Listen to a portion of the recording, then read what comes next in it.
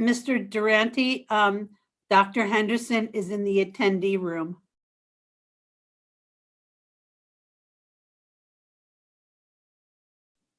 How you doing, Carol?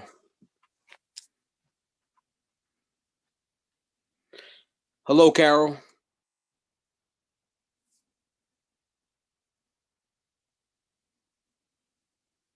Thank you. Carol, can you hear me? You're welcome.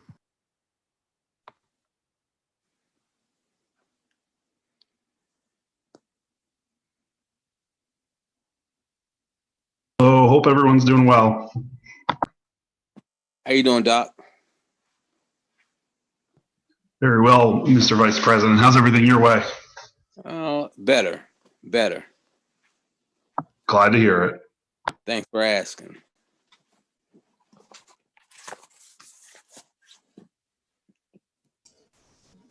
Hello, everybody. Mr. McLemore, how you doing, sir? Doing well, sir. All right. Hello.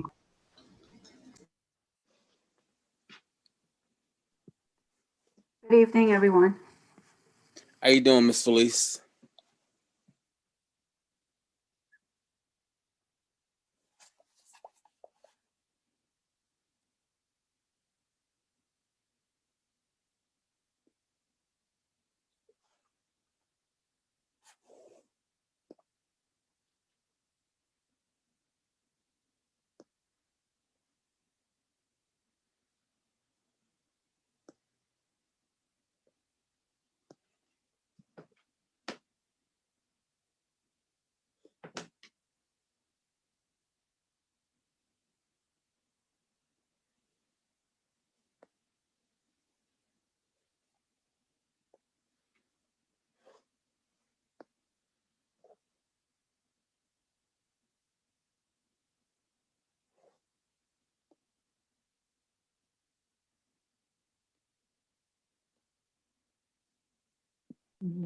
Good evening, everybody.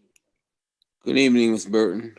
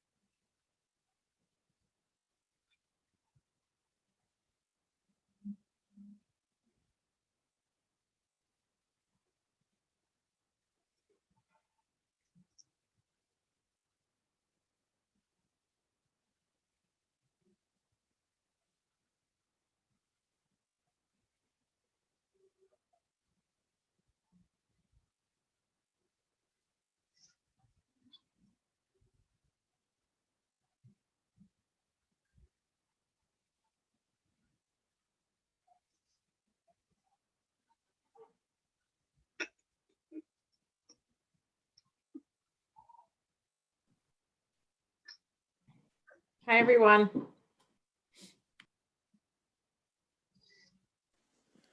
How you doing, Miss Moriarty? I'm well, thanks. How are you? I'm great. I'm great. I miss Thanks. Brittany. Oh, boy. My dog, sorry. That little thing makes that big noise. That was the older one, not the puppy.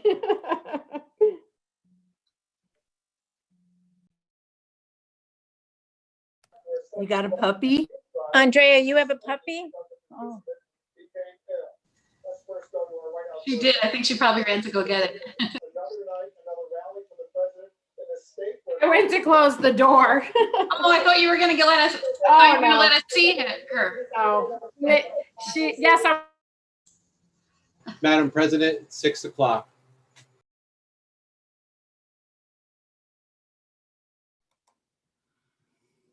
Good evening, everyone, and welcome. We're going to be led in the Pledge of Allegiance by Dr. Henderson.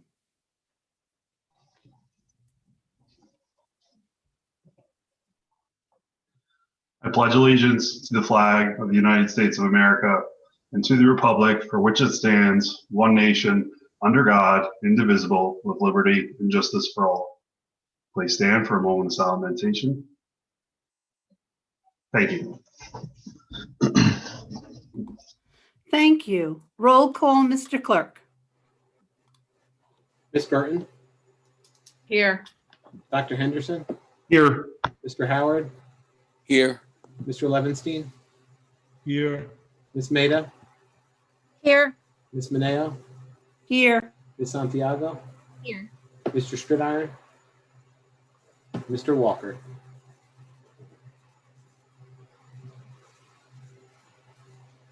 Be it 7 members resolved. present. Thank you. Be it resolved that the Board of Education hereby recesses into executive session for the following purpose. Matter made confidential under FERPA, employment history of particular individuals, matters leading to the employment of particular individuals, collective bargaining under the Taylor Law, NTAC, and NASA and CSCA, and to obtain legal counsel. I'd like to entertain a motion, please. So moved. Second. Second. Roll call, Mr. Clerk. Miss Burton, Yes. Dr. Henderson, Yes. Mr. Howard, Yes. Mr. Levinstein, Yes. Miss Maida, Yes. Miss Mineo, Yes. Miss Santiago. Mr. Stridiron is here also. Mr. Stridiron, Yes. thank you. See you in a few minutes. Everyone's gonna have to manually leave this meeting so we can leave it open for the YouTube stream. Thank you.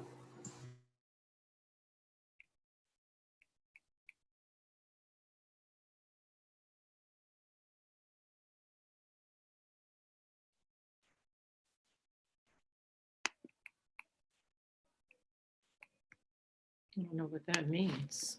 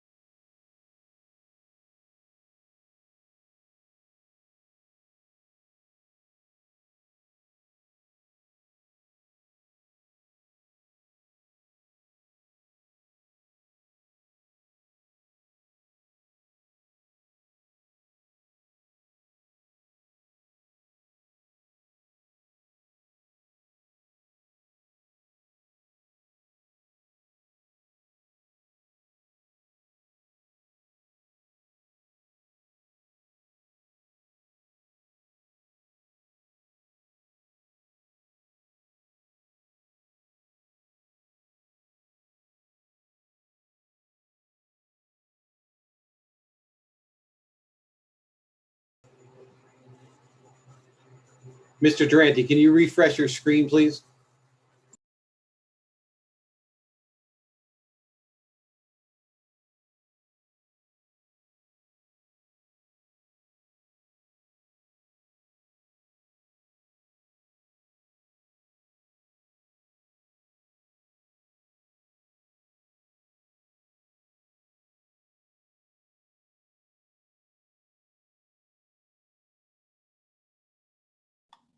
Mr. Stridiron is in the waiting room.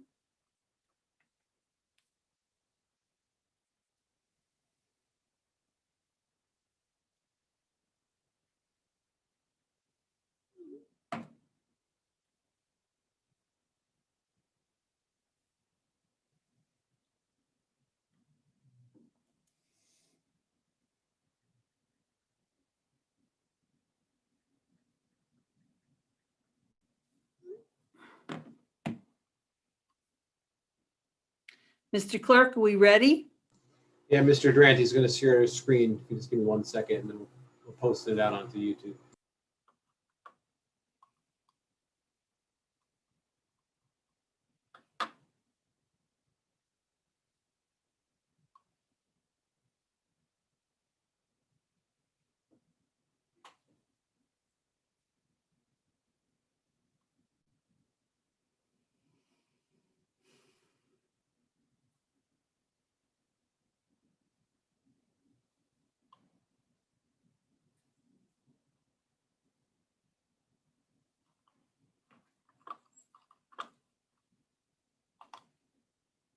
Mrs. Santiago is in the waiting room. Yeah, I was in the other room with David Shaw alone, so I think I found my way back. Okay, are we ready to go, Mr. McCoy?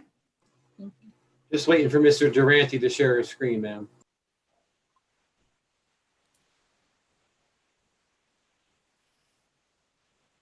Come on, baby.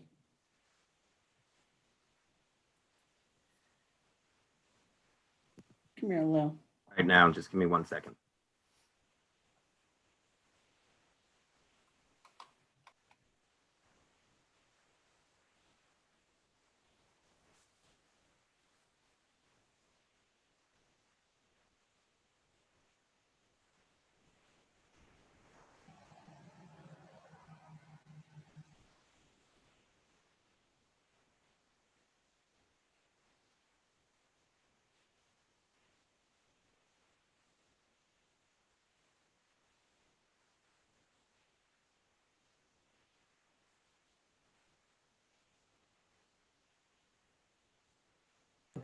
I just started sharing my screen, ma'am, so you're all set.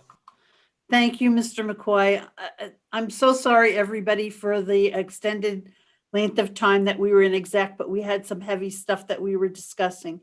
So right now, I'm going to turn it over to our Superintendent of Schools, Dr. Padilla. Thank you, Madam President, and good evening, everyone. Madam President, if it's okay with you, we do have guests that we're also waiting to present tonight. So I'm okay with kind of pausing my section for a minute and actually going to Dr. Spindler's section where the internal external auditor can report. We actually put it under yours, Dr. Padilla, for 2.1, so it works out good. All right, good. Well, in that case, I'm going to present 2.1, the external auditor, the Bonadio Group. Good evening. My name is Alan Walter. I'm a partner with the Bonadio Group. We are the school district's external auditors. We have completed our audit of the school district's financial statements for the year ended June 30th, 2020. I met earlier this afternoon with the audit committee and reviewed the results of the audit in detail with them. For tonight's meeting for the board, I'd just like to give a brief overview of the results of our audit and open it up for any questions. I would like to mention that we did the audit predominantly remotely due to the COVID pandemic. We did come down and visited your offices for 3 days with a few staff. So I would like to thank the staff of the school district for assisting in the audit, for uploading all the information and helping us to get through the audit. It was a pretty heavy lift to get it all completed on time. The results of the audit for the year, we will be issuing an unmodified opinion on the school district's financial statements. That is the highest level of assurance we can give on your financial statements. We also issue a report on the school district's internal control and compliance in accordance with government auditing standards. That report will have no internal control findings and no instances of non-compliance noted. Because the school district spends in excess of $750,000 of federal dollars, we will also be required to have an audit of the federal awards programs, a single audit. The results of our single audit testing, no material weaknesses, no significant deficiencies with regard to internal controls. We will be issuing an unmodified opinion on your compliance with major programs, and there were no audit findings. So overall results, very favorable. Unmodified opinion on financial statements, no internal control findings, no compliance findings, no federal award findings. The school district also complied with the New York State limitation of 4% fund balance carryover. The carryover was exactly 4%. And the school district had a positive budgetary variance in the general fund. Are there any questions on the report, or is there anything that you'd like to cover in any more detail? Board members, I see Mr. Stridarn, you have your hand up. Thank you, Madam President. On page 7 of the report, you have a column for total net position, and that is a negative $464 million. Back in 2015, the total net position was $60 million. So in 5 years, the district has had a negative $400 million in total net position. Could you explain how that could possibly have happened? So yes, so what the difference is in those 5 years, the school district has had to implement new accounting standards. GASB 75 is the particular accounting standard that affects that.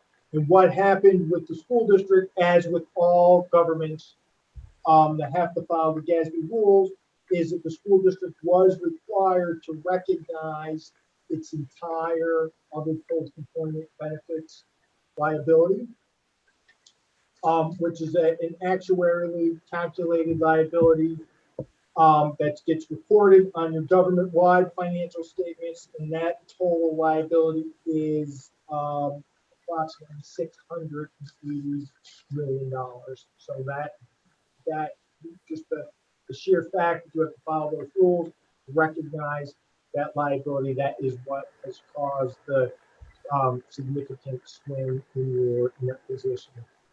Does the money in the capital bond, is that accounted for in the total net position, or is that a separate column? All of your, including your net position, is everything that the school district either owns or owns. So the short answer is yes, it is. It's included in that. So this total net position and the amount of money in the capital bond, does that affect the ability of the district to borrow money? And if the district needed to borrow money to pay some emergency expenses, would that? No, that's not really a question for the auditors, but I will say that as I had said in the audit committee meeting, all school districts across New York State show similar net position deficits, and I think when your bond rating agencies look at your financial statements, they are predominantly focusing on your fund level financial statements, okay, which show a different picture. So I don't think it has a, certainly they take it into effect, but I don't think it has a tremendous effect on your bond rating or your ability to borrow. Thank you.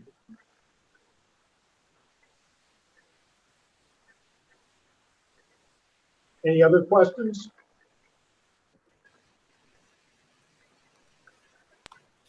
Board members, I don't see any other hands. Thank you, Mr. Walther. Thank you very much.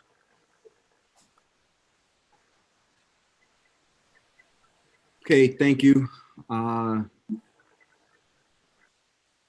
we're going to move forward. I also want to just take a moment to thank Dr. Spindler and her team for this year's just closing out and financial statements and working with the auditors. So thank you. Item 2.2 is an update on Operation Reopen. So just give me a second. I'll share my screen.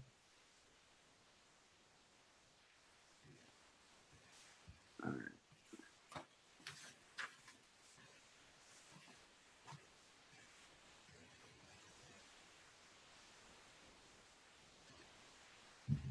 Don't mind all my tabs.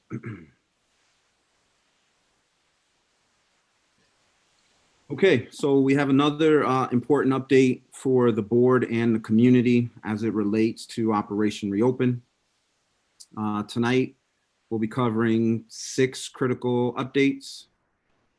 The first one, and probably the most important one for tonight, is our collaboration with the New York State and Orange County Departments of Health.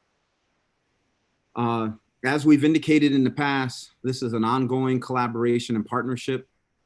There are certain things that school districts are bound by in collaboration with the Department of Health locally as it relates to the identification of positive tests.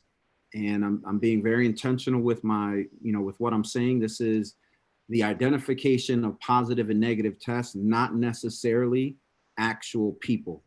So remember, legally, the Department of Health and the school district will not disclose, and there are many times we don't even know the actual person, whether it's a student or a faculty or a staff member who tested positive or came in contact with someone who tested positive. And I understand, my team understands that this has led to a lot of frustration, and we're just asking our community, we're asking our board for your ongoing patience and support as we all navigate this new reality. We're hoping it's not a reality we stay with for a long time, but certainly as we navigate this pandemic and monitor what's taking place. And when I first started giving these updates, I said to everyone, we have to be agile.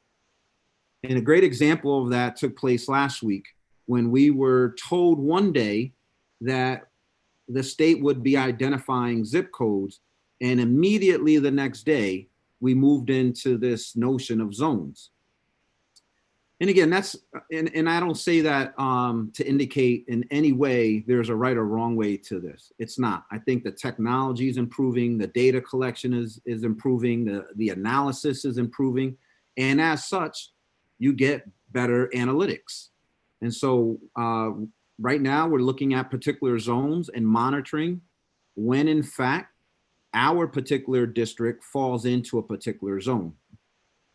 So, right now we're looking at this 7-day rolling average. As you can see at the bottom is 4.6%.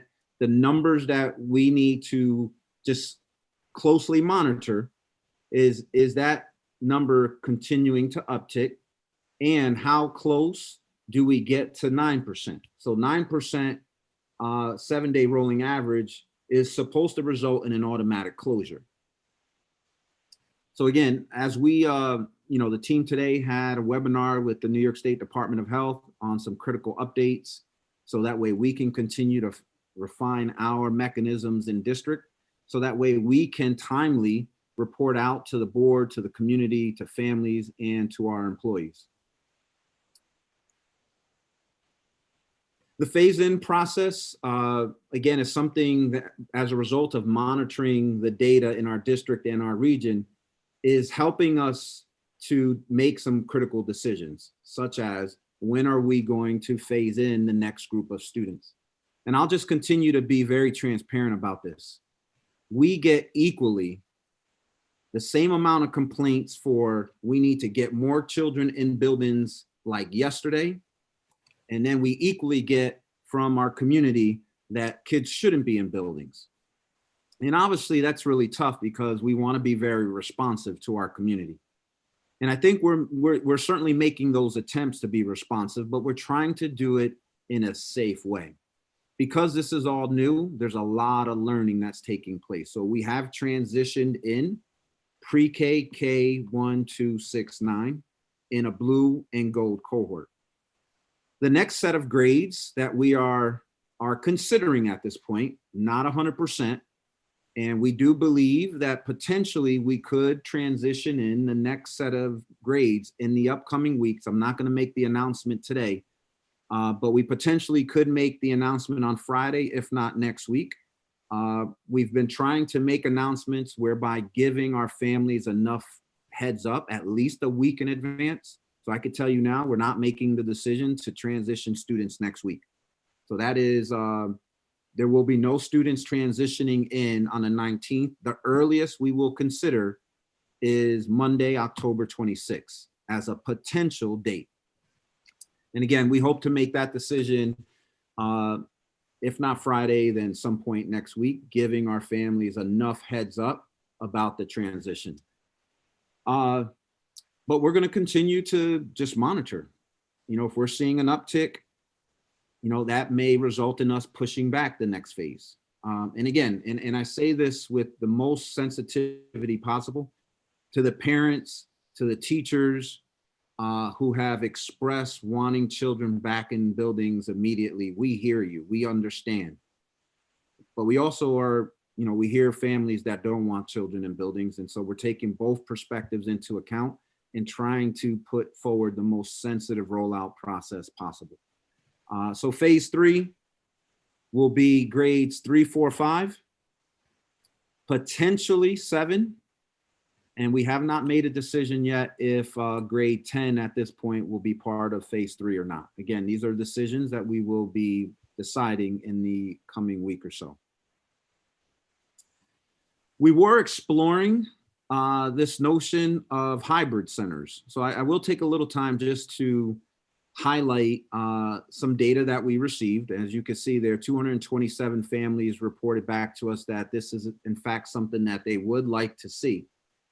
And if you recall, very early on, I recognized and publicly acknowledged that as a result of the decisions we make, that we would be putting hardships on families. And that's not something we take very lightly.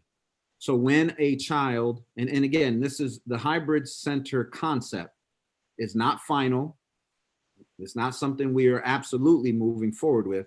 It's our way of trying to get input from our families to meet their needs. So the idea here is, if I'm in the blue cohort for, say, 2nd grade, Wednesday, Thursday, Friday, I'm not in person, which again creates daycare issues. It creates all kinds of, you know, issues for families. This would be a way to have them go in person, but not in person with their teacher. And what I've communicated, so what are the benefits to that? Well, we can ensure that the children who participate in the hybrid centers have adult supervision. So they are in the safe care of adults. They have access to nutritional meals. And they have access to mental health supports. Now, those 3 things are really critical. You know, like I know, that the mental health issues are skyrocketing among children and their families.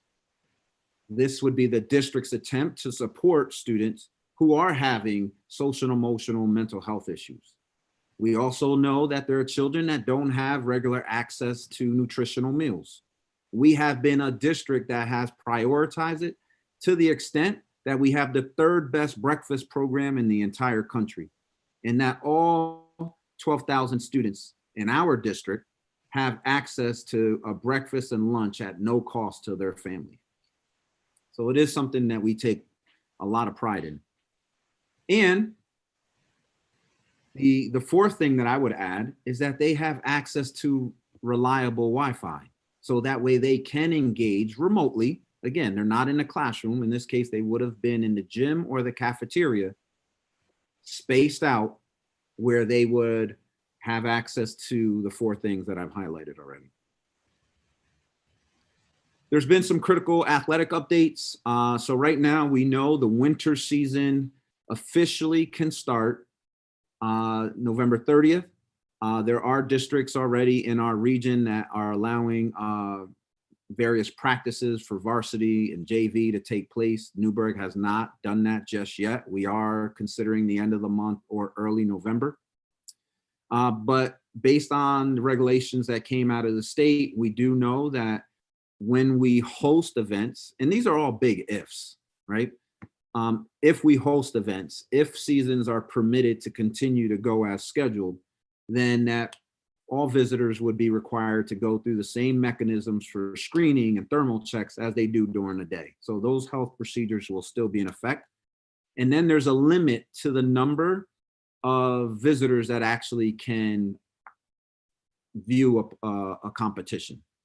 The district does have authority to reduce that even more. So if we made the decision that there are absolutely no visitors, then that we are allowed to make that decision. If we decide it can only be one, we're allowed to make that decision. So how strict we go is certainly a district decision. Right now, the regulation indicates no more than 2. I do want to share, because this is all new and there's a lot of learning taking place, we are being super intentional about how we go about getting feedback from our stakeholders. So whether it's a student town hall, whether it's our C&I team touching base with administrators and getting input with them on what's working and not working. Last month, we launched the Teacher Advisory Council of 50+ teachers that met with me, and they're going to meet with me again this month, next week, where we just identified a number of successes as well as challenges. And I'm going to continue doing this throughout the year, because I want to hear firsthand from our teachers. I want to hear firsthand in a different setting, our students, in a different setting, our administrators, and continue to triangulate this information so that way we are being responsive. We are identifying best practices, and we're working through the natural challenges that would surface as a result of doing something new.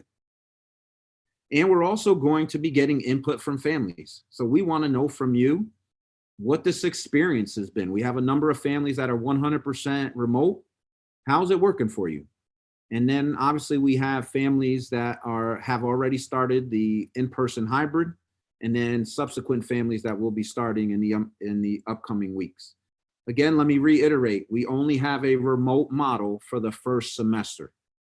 A decision beyond that will not be made until late November, December, as we gather more data as to where we are at and if that's something that we're going to offer in the second semester. Nonetheless, we need to hear from our stakeholders. I know the Board of Education wants to hear from stakeholders as to what this experience has been like. We want the good, bad, and the ugly. And so we want to hear from families what's actually working. How is this new model meeting your needs, and what parts of it are not? And having that information allows my team and I to react and consider potential changes along the way. As always, you're going to see this, this shoulder up, mask up logo, because we feel it's important and we all need to do our part. So please, to our Board of Ed members, we care about you. Please make sure you leave the house and engage with individuals who have a mask on, and send a friendly reminder to those who sometimes maybe are not as diligent as we should all be. Madam President, I'll stop there and open the floor up for questions and comments. Thank you. Board members, Mr. Stridiron, I see your hand. Thank you, Madam President. Can the superintendent provide us with an update on what's happening at Heritage Middle School?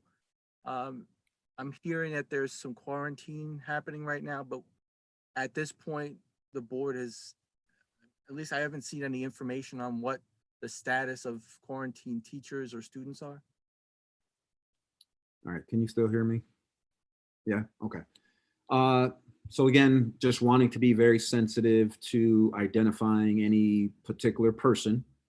And again, part of this is our collaboration with the Department of Health and what we are legally allowed to say or not say. And I'll let Mr. Forget and Dr. Roman chime in as well.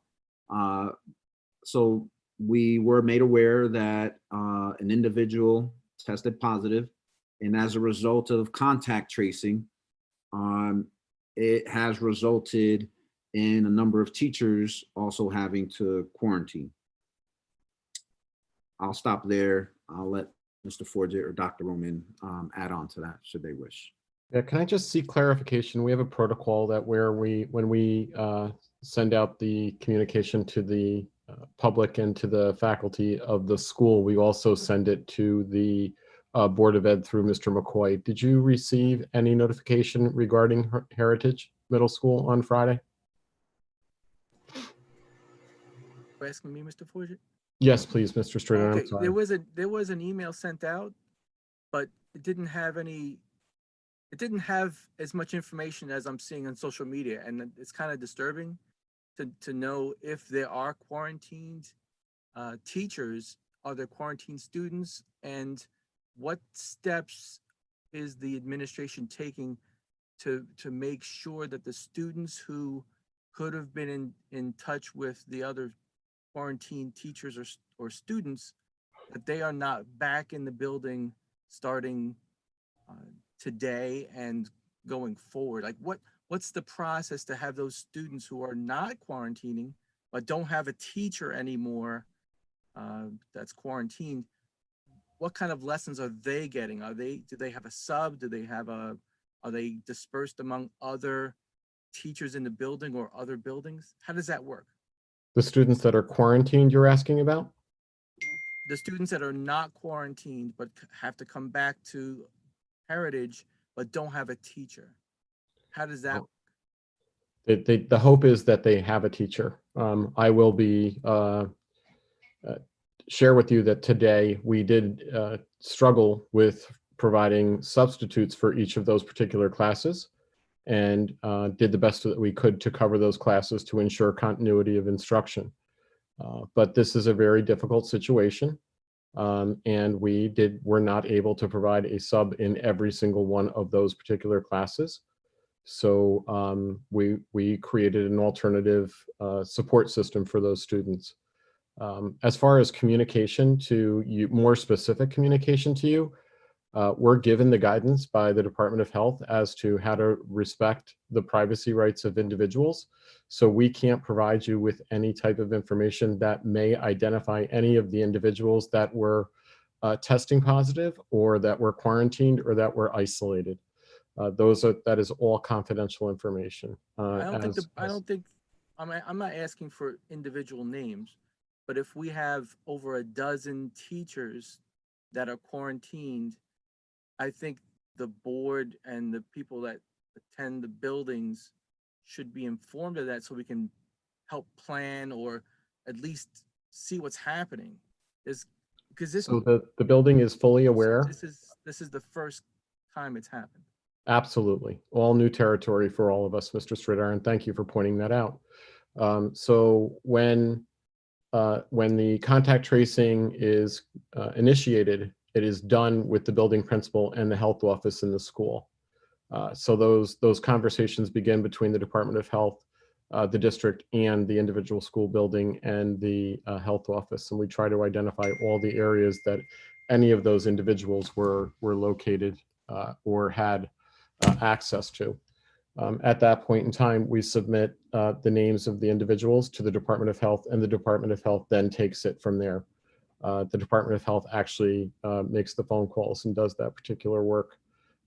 We collaborate with them, and at times they will ask us to assist, but for the most part, the Department of Health will do it unless they direct us to do it.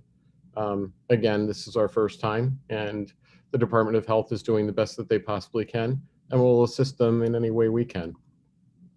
Dr. Roman, any other information with regards to this case that we can share? No, at this time you've covered it all, Mr. Borgia. Board members, any other questions? Mr. Strenard, do you have another question? Yes, Okay. I do. On the hybrid centers. Yeah, can I ask my question about Oh, yeah, hybrid center first, and then you can go? Okay. On page 5, I need a whole lot more information on that hybrid center before I'm comfortable with either going forward with it or holding off on it. I just need much more information because I need to be assured that kids are going to be safe and secure in our buildings while they're there. And the amount of information that we got, for me, I'm just not comfortable. Mr. Strenard, it's your turn. Yeah, I agree with you, Madam President. The first time I saw the hybrid centers, it actually showed up on the Facebook page of the district. And I was kind of taken aback that something like this, because it was never approved by the board. We never had a chance to flesh this out and see how it was really going to work. So my big concern is the whole point of separating into cohorts is to separate so that if there was an outbreak, you wouldn't have two groups together. So now if you're allowing a blue student in with a gold student in the same building, even though they're not together in the same classroom, they're using the same facilities. They're possibly dealing with the same air filtration systems. So it defeats the purpose of having a separation of cohorts. I understand the need to have the students have mental supports and the meals, but for this plan to be rolled out without board approval, I think it's a problem. And the whole idea of having the separation of the cohorts is a good idea, to not bring them into the same buildings. If somehow, if we can have another building, I don't know if we can lease a building to do something like this for the short term, because we're only talking about maybe 2 or 3 months. So if that option is on the table, I'd rather have that than to bring them into the buildings and mix the cohorts. Thank you. Thank you. There's also busing. The same kids, all those kids then are going on buses. So that's concerning to me. Mrs. Burton, I see your hand. Yeah, I just have some questions in terms of the substitutes. Can you give us an indication of how many substitutes that we have on board? And with this heritage situation, how many teachers are we talking about?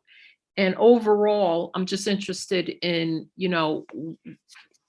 teacher absences and what's going on. Do we have enough substitutes? And if we don't, is it across the board in terms of with the school district? What is happening with these kids if they don't have access to a teacher because we don't have enough substitutes? So I'll start off and then ask Mr. McLemore or Ms. Felice to chime in on total subs. So this is probably obvious, but there's a sub issue nationally. There's just not enough given the amount of requests for accommodations and or folks who have to, they're mandated to quarantine, and just your regular slate of personal and sick days, non-COVID related. So again, this is something that we are monitoring on a daily basis because of the dramatic impact it can have on staffing, the building as one part, and then being able to deliver instruction. All right, so Mr. Mack, Ms. Felice. Yes, speak, Madam President. Yes, please, Mr. Mack. Just to add to what Dr. Padilla has said, layered on top of that is that substitutes, we have approximately 400 substitutes, active substitutes, but all of them, they have something called preferences, meaning that I, Mike McLemore, I would only want to work on, at the elementary level, or I would want to work in a specific grade level or for a specific teacher.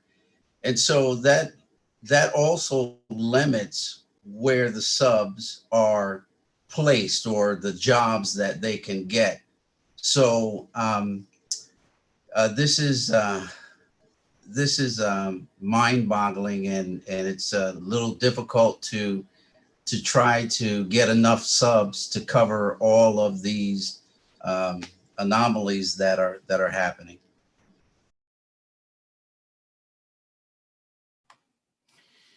Thank you. Mrs. Burton, do you have another question?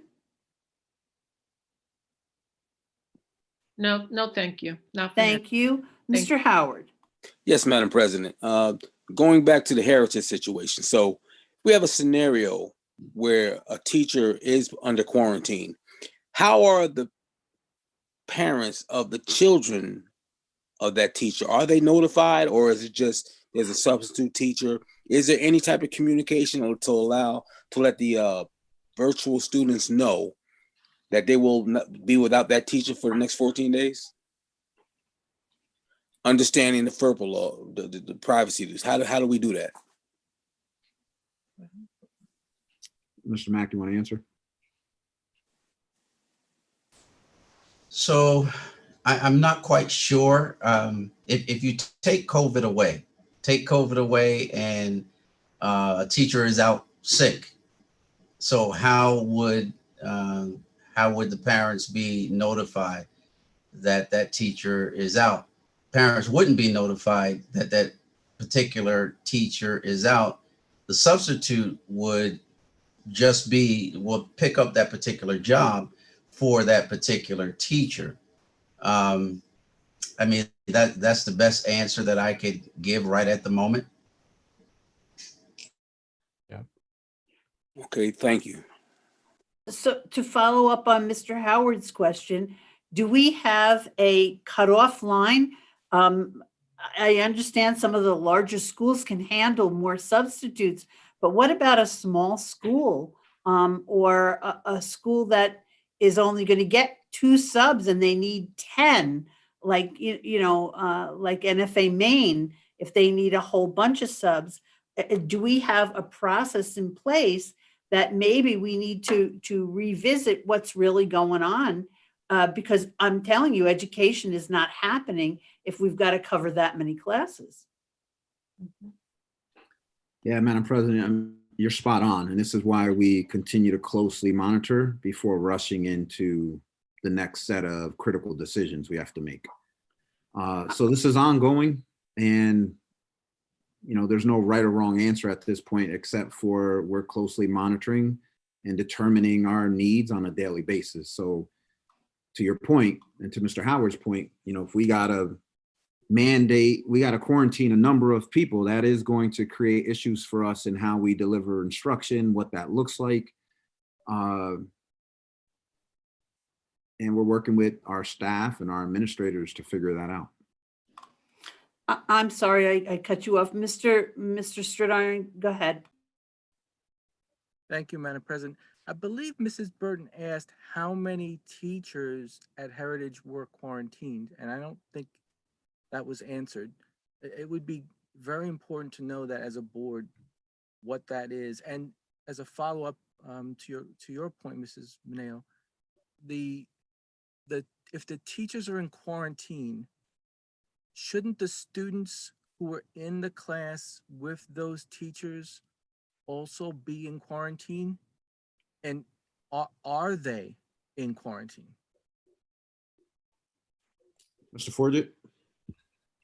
To my knowledge, they are quarantined. And also, from what I understand, Dr. Roman will correct me, we cannot identify the teachers that are quarantined. What if one of those individuals, for the purpose of I'm sorry, what if I'm not asking for names. I'd like to finish my response. Can't get a number? I'd like to finish my response. Let him finish, and then you can ask again.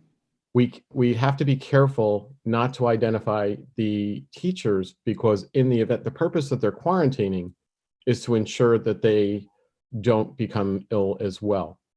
And the incubation period goes for 14 days from what I understand from the Department of Health. In the event one of those individuals it becomes positive, then it could be possibly determined that that individual is able to be figured out. And we've got to protect those teachers' rights. As far as a number, I will check with the Department of Health and determine whether they will allow us to share a number.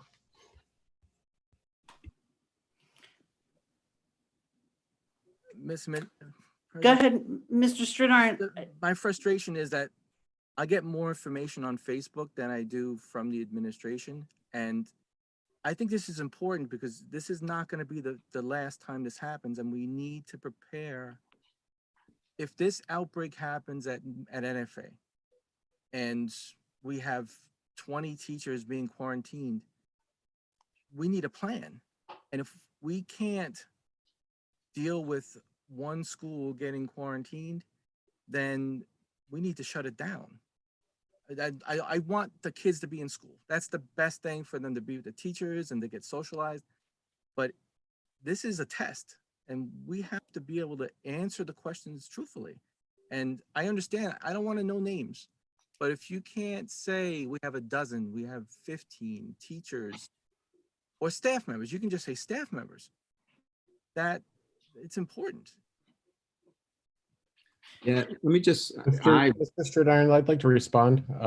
So the COVID report card that's put out by the New York State Department of Health is a tally of the number of positive cases. And it's not just reported from the district, it's reported from 3 separate locations, the district, the Department of Health, and the testing labs. So if you want to know the number of teachers, the number of staff, and the number of students, perhaps check that report card. But those And are positive cases. That's not, quarantine is that managed. is correct. That is correct. That is I'm positive. talking about managing the situation, not the health part of it. It's more of the managing the day-to-day function of the school.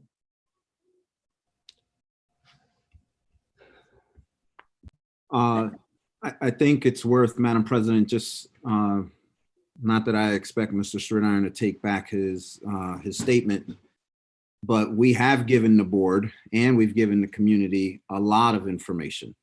Now, while I recognize this is all new, just to make a statement that, you know, we don't give enough and there's more on Facebook, I would caution any board member and any community member for that matter to simply take Facebook as the end all be all.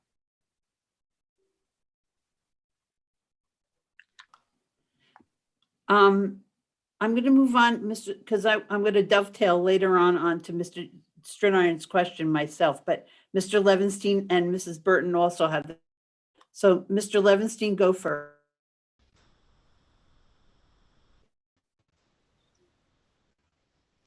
So similar to Mr. Stridiron, what we're asking, if we have teachers and their students that are quarantined, so that means who's missing a teacher is the kids at home that the teacher taught virtually at the same time. So my point is really, are we having someone for these students? Are we having teachers for these students, whether they're in the building or they're home? Is someone providing a lesson to them? And we could use heritage as an idea, as an example, because of it may be a little tougher in that building than other buildings at this point. So are there educators for all those students at Heritage? Yeah, so I would say up until this point, yes, we've been able to provide the instruction. However, the situation with Heritage, as Mr. Forget provided the update on, did pose a particular challenge, and therefore some decisions had to be made on the students who came in person and where they were put so that way they could get instruction. And that was today. So, you know, this, because it's new, we're, as I've indicated, my team has indicated, you know, we're navigating this. It is a concern that we have as well, that if a substantial amount of teachers have to quarantine, how that will potentially change how instruction is provided, whether in person, remote, leaning on other teachers, trying to secure subs. More contingency plans you have to come up with. Yep. Mrs. Burton, I see your hand up. Okay, so I'm just going to piggyback off of what Mr. Levenstein said. And I think we, you know, with the focus on students, in terms of even their attendance. So if a teacher is called out, you know, who's there, right? So what is that process? If they're at home, if the parent isn't being notified, you know, what does that mean for attendance? If a kid, they go online and they click on, and then that's their attendance. Yeah, I'm just, you know, I just think, you know, and Dr. Padilla, I know you're working on it, but it's just worth us just, you know, asking questions about it because it is challenging. And we appreciate, Ms. Burton, thank you. We do understand where the questions are coming from and why they're critical. So there's not a concern with the questions, but as it relates to attendance, there's right now 3 different ways attendance can be taken. There is the in-person during the in-person hybrid. There is the remote session that a child is expected to, kind of like right now, all of our cameras are on. Ms. Nails, the teacher, she could see all of us and account for our participation, that we're active and present. And then the last one is a contingency put in place so that if a child does have issues getting on for their 5th period math class, for instance, then they have until midnight to do the necessary work the teacher has provided in order to get that work accounted for as part of their attendance. So those are the 3 ways right now the district has on how attendance is being taken. From all the feedback that we've received so far from teachers and administrators, and we will be providing the board another update on attendance for the month of October, it is greatly improved from the spring. So I'm thinking more along the line, if a teacher calls out and you have a student who logs on and then there's no one there. So there has to be some kind of communication, knowing once a teacher's not there, there has to be some communication, because if I were a kid and I'm 5th grade or whatever grade, and I click on and my teacher's not there, I might have a tendency of clicking back off. Yeah. Because, hey, my teacher's not here, so I don't have to go to school today. So, isn't there a college rule, like the first 15 minutes your professor up, you can leave? Yeah, I think the same applies in school districts as well. Yeah. Mr. Bear, Ms. Moriarty, or anyone else for that matter, have we run into the scenario that Ms. Burton just laid out where there was no teacher? From where I know, that's not been reported to me, so I'm not aware of it occurring. I think that we make efforts when we know a teacher's absent to make sure. Yeah. Thank you. I'm not aware of any situations where that's occurred either yet. Now, we hope that doesn't happen, right? But we have to be prepared for if it does happen. So I do appreciate the scenario, and it is something that we're closely monitoring. And just one more thing, in terms of lesson plans that are they all set and ready for if we have an outbreak and you end up with, a whole lot of teachers out, and let's hope that doesn't happen. Are lesson plans ready? So when you call in one of those 400 subs, they know where to go to get what they need so that they can work with kids. Because at the end of the day, a kid can be there, but if there's nothing there for them to do, what's the point? They get the attendance, but they don't get the education. So are lesson plans ready just like that in case there's an outbreak? Because we have flu season coming up, anything can happen.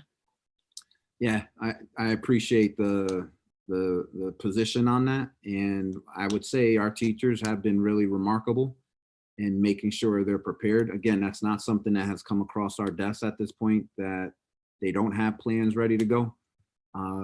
Quite the opposite. Even for those who are mandated to quarantine, they're preparing lessons as well. I think the issue more is what you hit on earlier and what other board members have hit on, and that is, how we're preparing for massive quarantines. That's where our planning is right now. So, Mr. Howard, I'm going to ask my question and then I'll call on you, okay? So my question is twofold. Do we have a red line in each school? So it says to us, if there are a certain number of subs that are in there because our teachers are out for one reason or another, that we will have to close that school? Because you all know that in this case, I am very conservative. I am very conservative and very worried about this whole, COVID thing. So do we have a plan in place that says if this percentage of the teachers are out in any school, that school would look to close, or because we can't provide appropriate education for our students? And my second part of that is, once we have a certain number of teachers that are out because of a possibility of being ill or staff members, how are we cleaning the buildings with kids and teachers still in there? How can we deep clean and make sure that everybody is safe and secure in our buildings? That's a big concern for me, that we have enough people out of the building so that the custodial staff can do their job and do it well, so that we can make sure our kids and our staff are safe.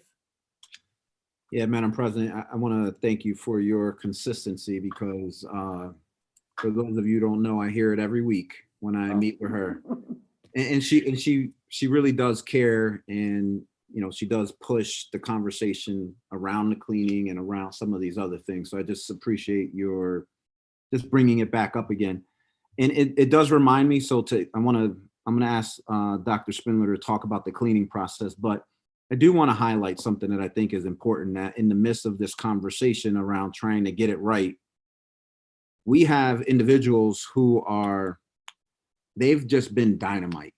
And our custodial staff, our buildings and grounds staff, our cafeteria services, I just wanted to kind of use your two questions and concerns I would be remiss to not highlight the fact that, these were individuals who didn't really get to work remotely in the spring and in the summer. They were there the entire time. And they were cleaning, they were repairing the facilities with all of these new expectations, and not a single complaint. And I know you feel the way that I feel and how my team feels, that you're extremely grateful and appreciative of the fact that they just brought their A game every single day in order to prepare our schools to open. Dr. Spindler, do you want to highlight just Ms. Manale's concern about, in the event there's a need to close? And again, I want to highlight the Department of Health will determine if we have to close. So whether there's too many people, I would say, Ms. Manale, what I didn't hear in your question that I know you're equally concerned about, but if a teacher is required to quarantine, has tested positive, is symptomatic, they can't work from home either. So that just adds another layer of concern and the dynamics of how we're trying to piece this and hold it all together, to be frank. Dr. Spindler? Yeah, so in regards to the deeper cleaning, there's routine cleaning that's done daily, and on Wednesdays and Fridays we do the deeper cleaning. We've also shifted in every single one of our school buildings the custodial staff's work hours so that they can be working from 3 to 11 p.m. at night, so that there's a hard stop at dismissal on those days, so that the fogging machines can go in the event that we are notified of a case. That particular classroom is obviously evacuated, and a thorough cleaning is done to all the surface areas in that room, as well as a fogging with the Clorox machines. And then the redlining, I like the sort of the title of that. There is no hard number at this point, but that, again, in our collaboration with the Department of Health, the minute they say, all right, this building has to close for ABC reason, our team is prepared in our contingency planning. And this is really important, that if we had to tomorrow go remote, part of this planning entails, how do we do it without skipping a beat? How do we do it where it's fluid?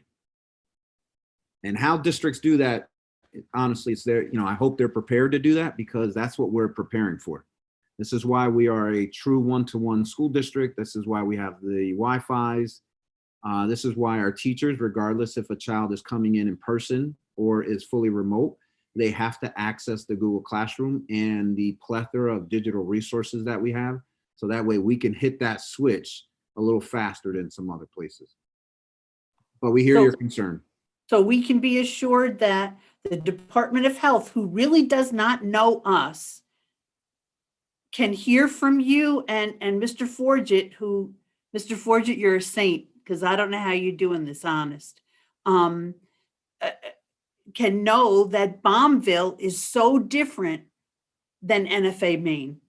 And we have to be aware of that, and we have to be able to adjust and not treat everybody with the same brush strokes, because everybody is different and may need different things. So I'm going to go off and let Mr. Howard ask his question. You stole my thunder, Madam President. I don't know if you saw me laughing when you asked, but that was my question. I was going to use a different terminology than redlining, but basically I was going to ask, what was the number? Was there a percentage of a building that would come under quarantine that would relegate us to shutting a building down? That was my question exactly. So question asked and answered. Thank you. Thank you. Mr. Stridiron. Thank you, Madam President. So is part of the plan at Heritage to have the kids who don't have teachers to sit in the gym all day? It can't possibly be the plan, because they have to have the lessons. We can't have them fall further behind. So is there a plan for tomorrow so that when the kids show up, they're not sitting in the gym?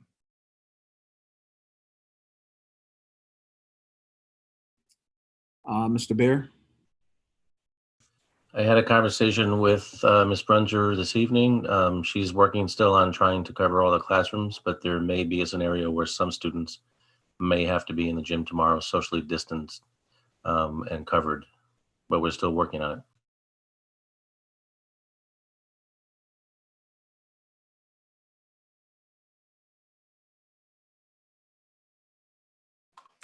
Dr. Badia, I see no more hands at this point.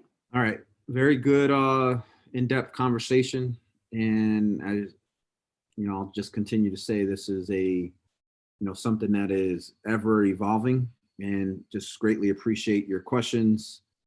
And we'll be right back at this in 2 weeks with another update. All right, so I'm going to move on to 2.3, and this is a presentation on Imagine 2025, the strategic plan for 2020 through 2025. So I'm just going to present my screen.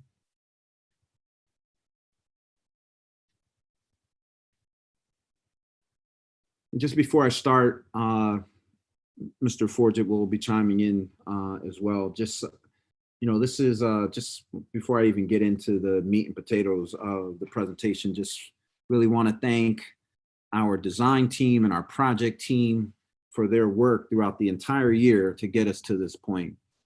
In the midst of everything that's going on, we're still running a district with all the newness and all the challenges that we're confronted. So as we were thrown into closure, we had a lot of momentum that was taking place prior to that on getting us to a new strategic plan. And so here we are. Imagine 2025, building off of the work that we did for Vision 2020.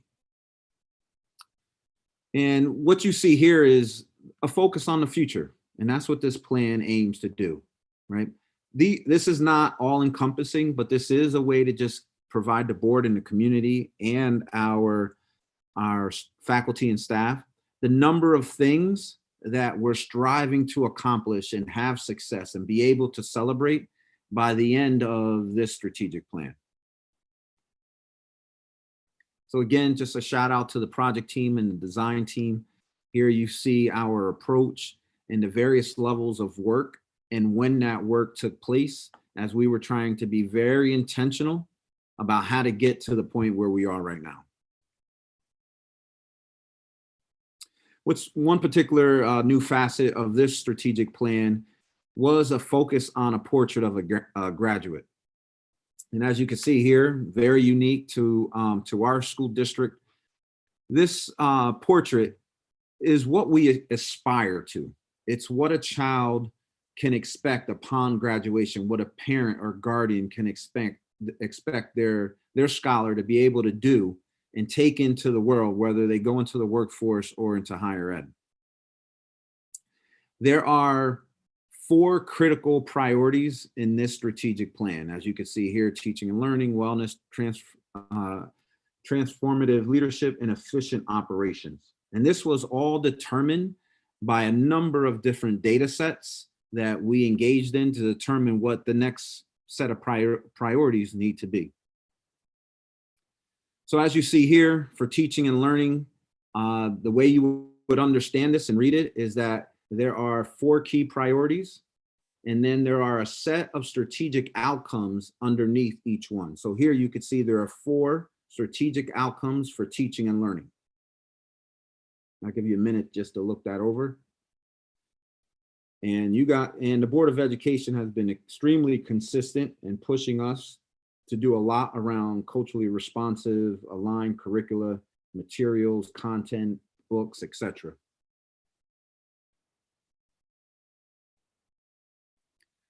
The next priority is wellness with a set of strategic outcomes.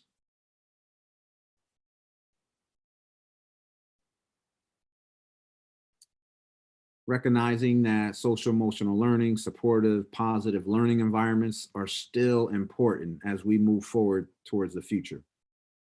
This is about calling it out right through a priority.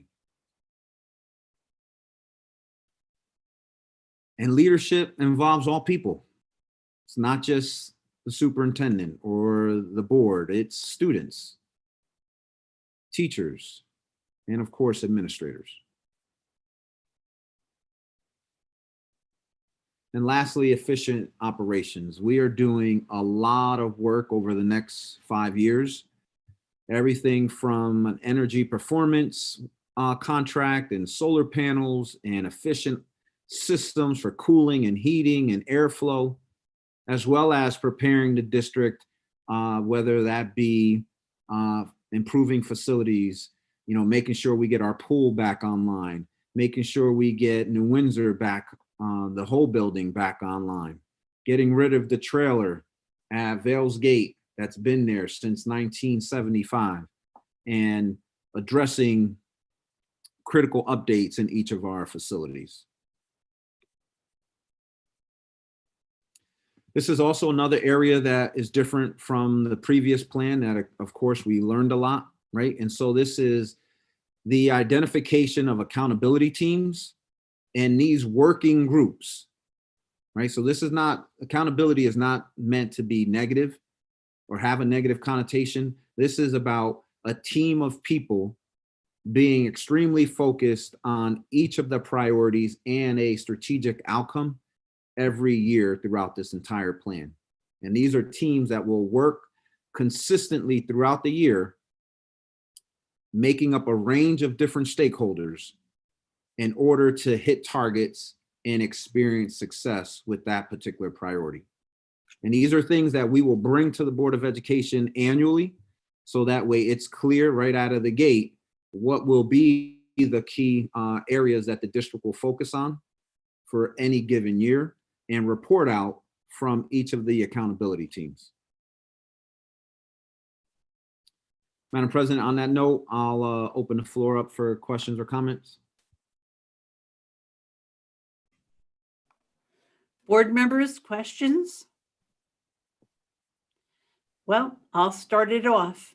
Can you help me to understand or help me show what I think is most important this year is helping our students get over the pause, especially those of our youngest learners, those K1-2s who missed a lot of their foundational, the end of their foundational year to begin literacy and begin math. I fear for them. I worry about them every day.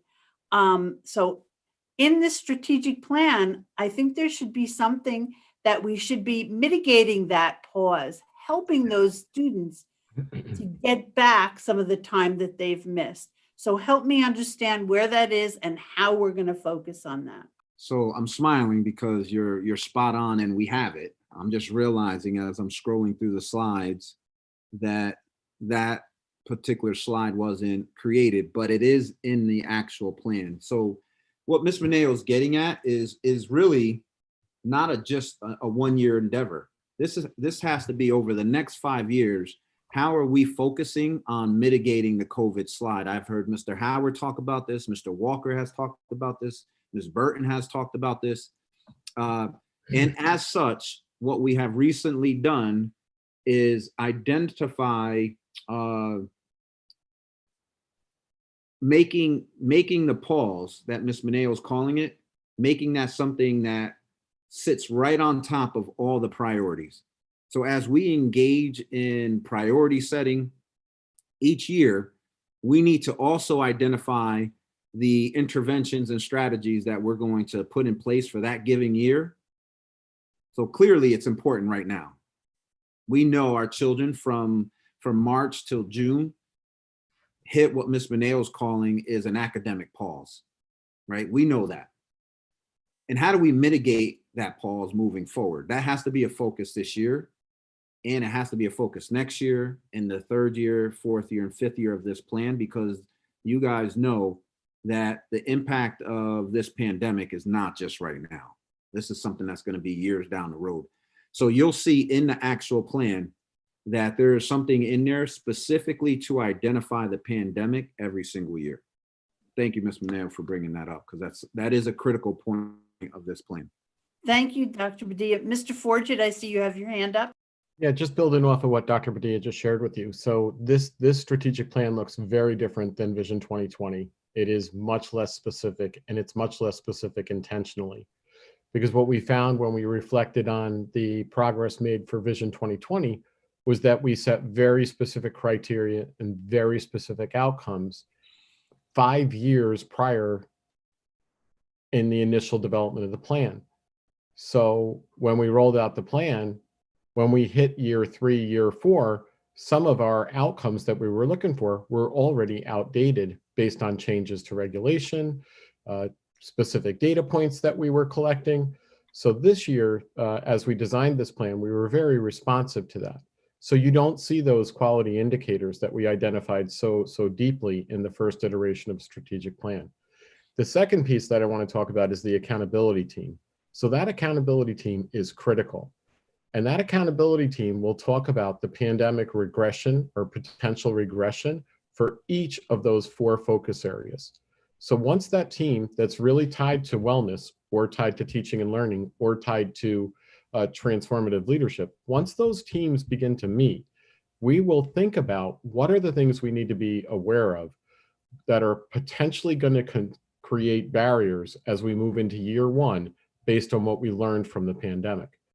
And the action plan that will be created will drive towards making sure that that doesn't happen. And then the other thing is sprint goals. So it's not just 5-year goals. It's not a 1-year goal. They're 1-month goals. So creating what's going to change over the course of the next 4 weeks with regards to each of the focus areas that we identified. So we're much more intentional. It's not a written plan that becomes shelf art. It's a written plan that comes to life each year that's monitored as we implement those tasks on a monthly basis. And those updates will be given to the board every month. Thank you, sir. Thank you, Dr. Padilla. Mrs. Burton, I see you have your hand up. Yes, thank you, Mrs. Mineo. Yeah, and I appreciate the looking at our most vulnerable. And I also just want to reiterate, which I know you all are on board with it. I know you're addressing it, but our AIS kids, right? And so we know they've lost a lot too, and that's across the grade levels. But then when Ms. Mineo said, our younger ones, I'm also thinking, in the community, we also, because of the COVID, daycares were closed. So we may have a 2-year-old or 3-year-old that may have been in daycare. We may not get that child for another 2 years, but they've also had those deficits, right? And so a 3-year-old coming into pre-K didn't get what they needed for their third year if they were in a daycare situation, right? And so yeah, it's a lot of work ahead, a lot of work. But our AIS kid kids as well. We just have to focus on those deficits if they've lost and just double up with them as well. Okay, thank you. That Okay, Madam Mr. President. Yep, go ahead. Hold on a second. Mr. Howard, I see you have your hand up. Yes, Madam President. I just wanted to say that, I'm very impressed with this presentation, and I love the idea of keeping accountability and information coming to the board on a monthly basis. But my question would be this: with the data that's going to be driving this work, how are we going to make sure that the community, the families, the parents, are we going to have a way of giving this information to them? Because you said you wanted to include teachers, students, community, and family. What are we going to do differently, or maybe we're already doing it? But I think they need to know that this information is going to be available to them. It's going to be something that we're going to transfer, that we're going to give out to them on a monthly basis also, because a lot of them don't come to the board meetings. And, we got to make sure that this is an open, transparent, and that they need to know that they're included in this 2020 to 2025 plan. Yeah, so Mr. Howard, you're spot on, and we are actually building a website dedicated just to the strategic plan that we can shoot to social media.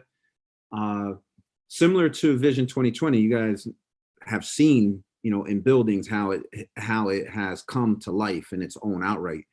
The same is going to happen for Imagine 2025. We're going to put a full campaign together to make sure people are aware, and it becomes something they're used to hearing about, seeing. And the key piece here is the identification of the teams. So for those individuals who are listening to us tonight, if you have any interest in being part of an accountability team, please let us know. We would love to have your participation.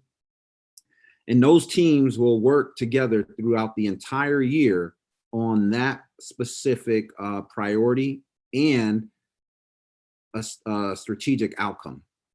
So they're going to do that critical work. And then what we'll do is share the progress of how we're doing to meet those particular goals and targets. We should be rolling out the website in, I would say, by the end of the week. We're putting together a campaign. So as part of that campaign, we'll be rolling out a website dedicated to the strategic plan. Mrs. Santiago? Thank you, Madam President. I know it's a long night, but I just want to dovetail on what everyone has said. I'm very concerned about this slide as well. And Mrs. Burton brought up AIS, and those kids, again, those are the most vulnerable. I have a specific example to share. My grandson, who repeated first grade and is now in second grade, and was given accommodation because of family health issues, was 100% remote, but he wasn't advancing in math, and the school has asked him to come in because of he's not advancing in math, and they felt that it would be better for him to come in. What are we doing right now? While I understand the slide and everything is very important, but what about those types of kids that it's not working for them right now? Do we have a plan in place? How are they being addressed? How are AIS services being used? Thank you. Ms. Santiago, thank you for sharing that personal story. And I'll just, before I turn it over to Ms. Moriarty and Mr. Baer, we recognize that this experience is impacting children in a multitude of different ways. So in this case, we understand that there are children who are struggling, who want to do well. It's just different. So Ms. Moriarty, Mr. Baer, please respond to the question around AIS. Yes, thank you, Ms. Santiago. So the school, right now we're addressing it in several different ways. First, as students are identified, and we know who some of them are, they're coming through the RTI process in the school to ensure that the specific needs are being addressed and targeted, and students are being grouped in groups where we can meet those needs. So it's not groups that are mixed together, that there are multiple needs. So it can be very specific and targeted. AIS teachers are pushing in both virtually and in person and pulling the small groups. And we're taking on a severe case-by-case situation as we continue to develop plans to meet the needs of all those students. we're waiting, that we'll have our beginning of the year iReady data at the end of this week. So that will also help us to identify where some of our other gaps are. But just for redundancy purposes, that's really important to us, because we've been describing this COVID slide. We're actually going to get concrete information within a week of how our students are actually performing, and how, or they've either progressed or regressed since the last time. Remember, we didn't do end of year testing.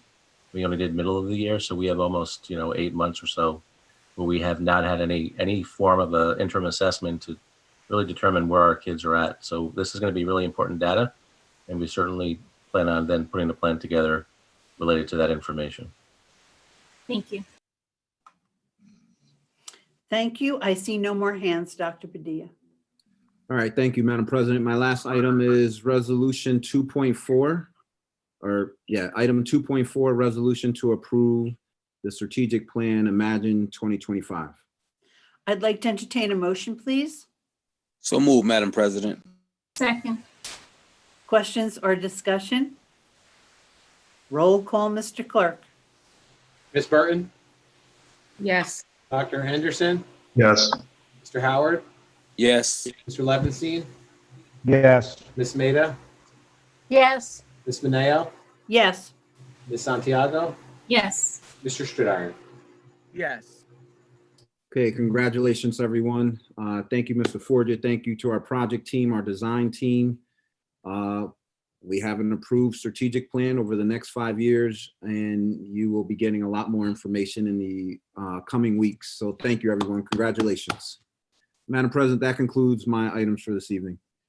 Thank you, Dr. Padilla. We are now going to take a Mineo minute, which will last 2 minutes. So everybody needs a stretch. So please do so.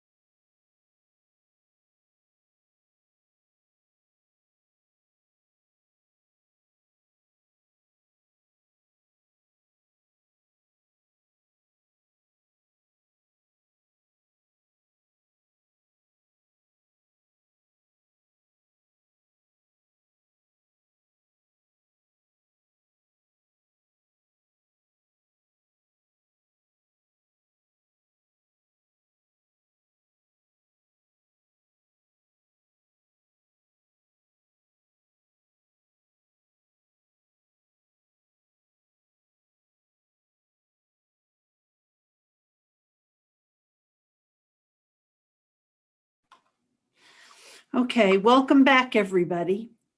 This has turned into a very long meeting. Right now, we would be doing public comments on agenda items. I'm gonna talk to you a little bit about the process. There was embedded in the board docs under this section, there was an email address that people could use if they wanted to ask us questions. And, this is not a question and answer period, but make comments or statements to the board. So nobody has responded this time. The process will be, if those statements come in before 1 o'clock on the day of the board meeting, Mr. McCoy will read the first 5 or 6 as they come in. The rest of them, the board will get the entire number of those questions that come in so we can see them all. And what we're going to do next time is we're going to move that email address up on the top, where it says welcome to board docs, and then it has the agenda. It says, press the video to watch the video. We're going to have that email address for public comments right below that to make it a little bit easier, so that if people want to comment, it'll be right there. So that'll be the change for next meeting, and we hope that people will take the time to comment. Thank you. We're going to move on to my section now. So for your consideration, I have items 4.1 through 4.13. Would any board member like to separate out any of these items? Madam President, I would like to separate out 4.10. Mr. Levenstein? That was what I was going to ask for.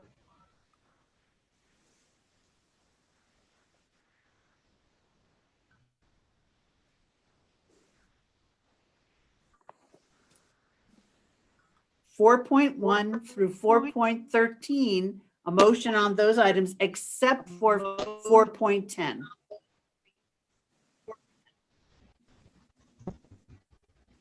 I'd like to entertain a motion, please.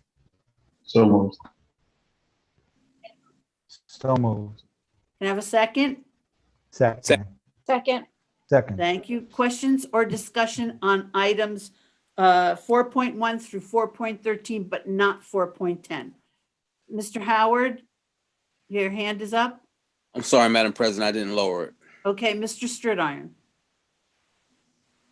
Thank you, Madam President. On 4.9, I think it's the second page, the item where it says the student must have maintained a minimum average daily attendance of 91% for the previous school year. At this point, we would probably know how many students didn't meet that requirement for participation. Is it possible that the superintendent could provide the board that information at some point in the near future? Yeah, we could go ahead and do that analysis and provide it in the coming weeks. Mr. Stridiron will include the credit earned as well, so that you have both of those sources, the academic requirement as well. Thank you. And on 4.13, the student records consent. Actually, student records consent. As far as calculating grade point average with the hand calculations that's done every year, is that calculation considered part of the student records because it's individualized?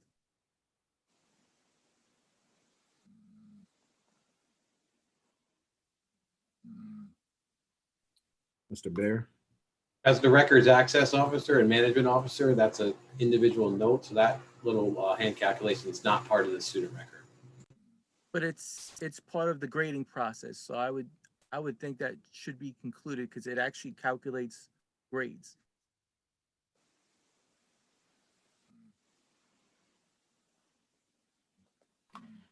Dr. Spindler, I see you. Are you waving at me or not? I was trying to find the raising the hand. Thank you, Ms. Mineo. Just want to let you know in regards to the hand calculations. The hand calculations are cross-checked with the computer calculations.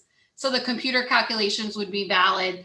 That's just kind of our internal cross-check. So it would mimic what was in the student's electronic record. So the parents and the students don't have access to those hand calculations?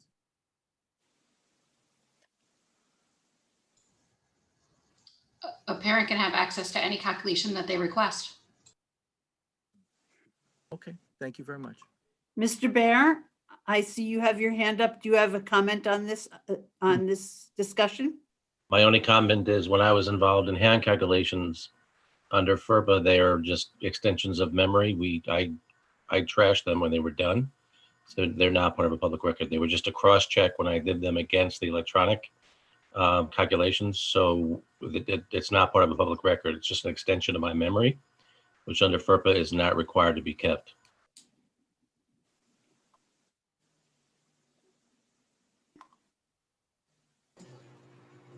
Mrs. Burton? Thank you. Can Mr. McCoy go up to 4.2 or 1 in terms of guidance counseling? Yeah. I just have a question. I mean, I think I recall that the guidance plan is being updated. But in the meantime, we had a guidance plan that I think it was last year. I remember when we were in curriculum instruction talking about it, and it was like pushing. So can you just give us an update in terms of what are guidance counselors doing at this point? Mr. Bear? And I think Dr. Rahman might want to answer that. Yeah, I believe that's Dr. Roman's division. Sure. At this time, there's a focus on ensuring that students, they're making contact with students, that they're reviewing first quarter interim reports. There's a focus on ensuring that there's still that focus depending on the cohort year. If it's a senior class, making sure that college and career is on the forefront, making sure students are meeting the requirements necessary for graduation. So there's a lot of follow-up meeting with students and ensuring that the academic supports are in place for them to continue moving forward. Okay, I'm going to say that this conversation is out of order because we're talking about the policy, okay? So let's get back to what we were talking about. Any more discussion on these policies? If not, roll call on those items, please. Dr. Henderson, Yes. Mr. Howard, Yes. Mr. Levenstein, Yes. Ms. Maida, Yes. Ms. Mineo, Yes. Ms. Santiago, Yes. Mr. Stridiron, No. Ms. Burton. Yes. Okay, let's move to item 4.10. I'd like to entertain a motion, please. So moved. Second. Questions or discussion? Mr. Madam Howard? President? Yes, or thank Mr. you, Madam President. I would like to yield to Mr. Bayer for an amendment to this policy, please. Thank you, Mr. Howard. So if you remember, on September 22nd, we passed the Board of Ed passed a grading policy, 5502, grades for grades 6 through 12, and it identified how we handle the weighting for AP courses. It was simply that you had to sit for them. This policy, when we wrote it or in draft, we left words in that don't belong there. So if you look at number 4, I think is on page 1, it says, in order to receive the weighted grade for AP and/or college credit, students must take and pass the corresponding AP or final exam. We're asking that the words "and pass" be removed from this so that it aligns with 5502, the grading policy. So I need a motion to amend. So moved, Madam President. Second. What, roll call to amend. Mr. Howard, Yes. Mr. Levenstein, Yes. Ms. Maida, Yes. Ms. Mineo, Yes. Ms. Santiago, Yes. Mr. Stridiron, Yes. Ms. Burton, Yes. Dr. Henderson. Yes. Okay, now I have an amended motion on the floor. I'm going to call Mr. Levenstein. Thank you, Madam President. So I'm glad that was taken out of that, but I do have a question. If this is still saying they have to take the test or sit for the test. So my question is, if it's a weighted grade from the first quarter, and they have a weighted grade for 3 quarters and not sit for the AP test, maybe because of cost or whatever reason, did they go back and subtract the weighted grades for the first 3 quarters? First, I don't think cost has an issue here because students that need help with cost, that shouldn't even be in the conversation. So let's go back to your question is whether the weighting will go back and change first, second, and third quarter. Yeah. Okay, so can Correct. somebody answer that, please? I can answer that if that's okay. Thank you. Policy 5502 makes it clear that if a student does not take the exam, their grade is reduced to the honors level. So it is for the entire average across 4 marking periods. It's not just, so it includes the ones they had second, and third marking periods. So you're going to go back and subtract the additional points because they didn't take the AP test. It'll be recalculated based on regulation. AP in college courses are 1.05, honors is 1.03. So it'll just be recalculated for the 1.03. So yes, great, points will be removed, but it's just a recalculation. Okay, well, points are going to be removed. And also, just another thing, please. I don't think that all of the college courses have a final exam. Is that true, or is that not all of them have a final exam that you're asking them to sit for? The majority do. They either have an exam or they have a project that they must complete. I asked to make sure. I had a feeling that question might come up, and that is what I was told, that they take an exam that's affiliated with the college that they are enrolled with, or there's usually a project in some other courses that they have to complete. So again, if they don't take that test, well, I can see that test affecting their grade for that quarter. But if they don't do the project, you're going to go again back to the first quarter and subtract points from their score, from their grades. In other words, that they got in December or November. Are you going to go back and recalculate their average? Since those finals and projects are a requirement, and when you sign up for these college courses, it's really not a choice. So I don't see an example where a student wouldn't take them, because it would simply also be factored into their grade. There's no incentive to not take a college final or do with the project that's required. AP is separate because it's college boards that govern the Correct. Yes. So it's a little difference there. It is a little different. Thank you. Thank you. I'm going to move on. Mr. Stridiron. Thank you, Madam President. So Mr. Bear stated that it was a 0.05 and a 0.03 for the difference between AP and honors. Is that anywhere in policy, or is that just, is it a regulation? And if you have a senior that's taking an AP course that's trying to get a high GPA, and if the GPA is calculated in the third quarter, how would you deal with the situation if they don't take the AP exam after the GPA is calculated?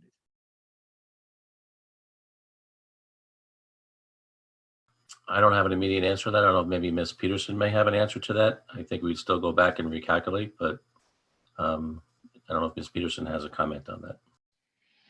So the weighting is going to be off of their in-progress grade. So the calculation for valedictorian, salutatorian, and any other final ranking is based on their in-progress grade. At the end of the year, Infinite Campus assigns those calculations based on the 0.3 or 0.5. So students will be redistributed. I don't remember, Mr. Stridiron, the beginning part of your question. Is the +5 and the +3, is that in a policy or is it in regulation? For my understanding, it's a part of a regulation. Okay, because that's. But it's in also policy, the grading policy that was just reviewed. But we never actually stated +5 or +3. So I think it would be good if a policy was revised to actually state it so that it would be in writing, so that it would be 100% clear what their weighting is. Mrs. Santiago, you had your hand up. Do you have a question? Thank you, Madam President. I had just lowered it because actually Mr. Stridiron had asked the same question that I was going to ask. What happens then to all the kids' rankings? And if you're celebrating their rankings, in May or whatever date that usually happens, then it's changed afterwards. What happens then? Thank you.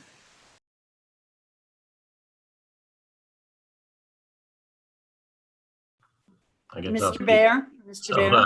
I don't have an immediate answer to that. We'd have to, Ms. Peterson and I are going to have to sit down and work that scenario through. But I do want to point out that the College Boards did change the registration process. Students are now registering in the fall when they used to do it much later. That does not necessarily mean the child will take it. It means they'll just register for it and pay the money that they may be required to do. But that was meant to incentivize more students throughout the country from taking the examination. It's something that College Boards has been really trying to pursue and encourage. Newburgh, when we got our a few years back, we got a report, and we are only about 50% of our students actually take the exam. I recalculated again based on last year and this year, and it's about 47%. So it's something that I think is an important part of the AP process. Thank you. Any other questions or comments? Mr. Levinstein. I also think I'm a proponent for taking the test. I understand that, but I don't know if I should ask to table this or not. That's up to someone, maybe someone else. Till I wouldn't support it that goes back 3 quarters and changes a student's grade. So can I make the motion to table this? You can, but it has to be seconded. Is somebody going to second it? Second. Okay, roll call to table, please. Mr. Howard? Yes. Mr. Levinstein? Yes. Ms. Maida? Yes. Ms. Mineo? No. Ms. Santiago? Yes. Mr. Stridiron? Yes. Ms. Burton? Yes. Dr. Henderson? Yes. Madam President, I just have a quick comment. So the work that we're now going to go back and do in policy is to flush out the scenario that Mr. Bear and Mr. Levinstein were talking about. That's what I understand, yes. Okay, thank you. Okay, so that item is tabled. That's the end of my items. We're now going to move on to. Point of order, Madam President. Oh, yes, we have to add something. Yes. Mr. McCoy, would you like to read the item we were going to add? Yes, ma'am. This is a change to policy 9501. That policy is non-represented employees. The change would be salary increase. It would read base increase of 2% a year. In the event the district is in austerity budget, no salary increase would be provided. That would be the only change to the policy 9501, ma'am. So I'd like to have a motion to add this to the agenda, please. So moved. Second. Second. Questions or discussion to add? Roll call to add. Mr. Levinstein, Yes. Miss Maida, Yes. Miss Mineo, Yes. Miss Santiago, Yes. Mr. Stridiron, No. Miss Burton, Yes. Dr. Henderson, Yes. Mr. Howard. Yes. Okay, so I'd like to entertain a motion, please. So moved. So moved. Questions or discussion on this item? This is for non-aligned staff. I heard Mr. it. Stridiron. Yeah, and I heard a motion. I just didn't hear a second, Madam President. I thought Mr. Levinstein seconded it. Sorry. And this is effective July 1st.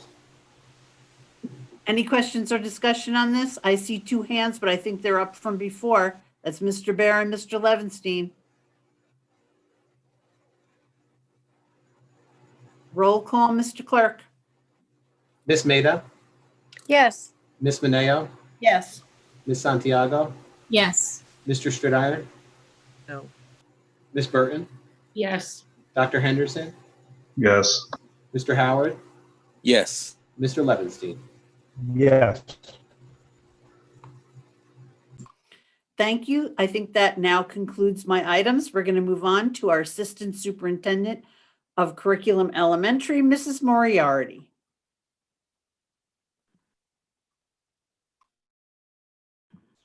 Thank you, Madam President.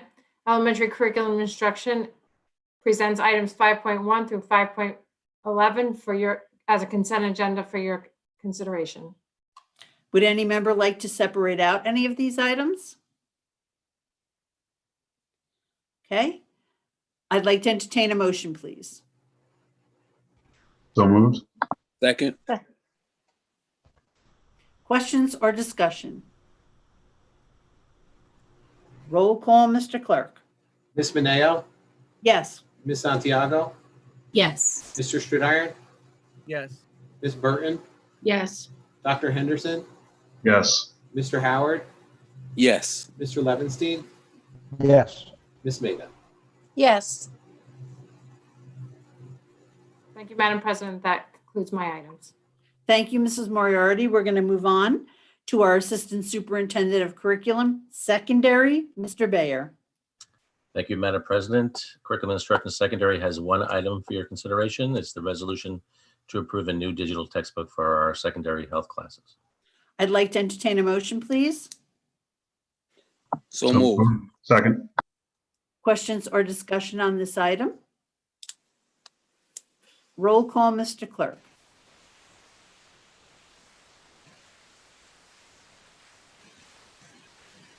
Mr. McCoy, you're muted, honey. Miss Santiago, Yes. Mr. Stridiron, Yes. Miss Burton, Yes. Dr. Henderson, Yes. Mr. Howard, Yes. Mr. Levinstein, Yes. Miss Maida, Yes. Miss Mineo.